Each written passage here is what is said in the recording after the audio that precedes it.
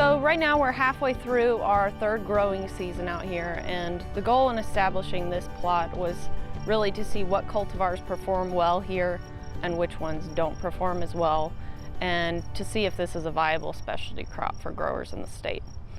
So what we found there are definitely some varieties that grow really well here in the state.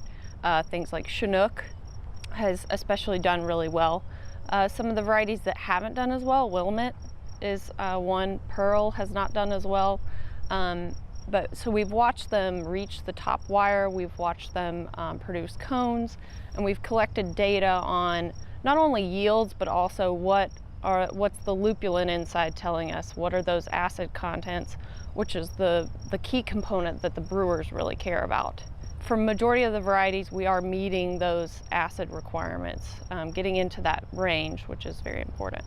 In 2017, based on just speaking with brewers myself, brewers were using anywhere between 1 to 10% of locally produced hops of all the hops that they were using in their beer.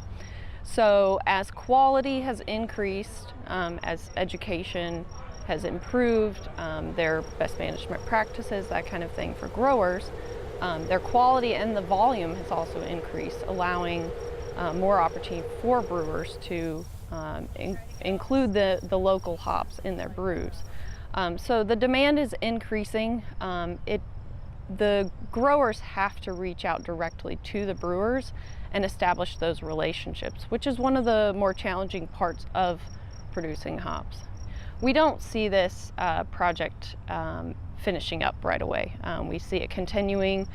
We've seen increase in acreage across the state, and we're still seeing quite a bit of interest. We just had our introduction to hop production workshop, and we had about 45 people in attendance for that event. So there's still a lot of interest, and there's still a lot of need for local hops. I mean, brewers, they do want to start incorporating that, and so we've got a long way to go with this industry.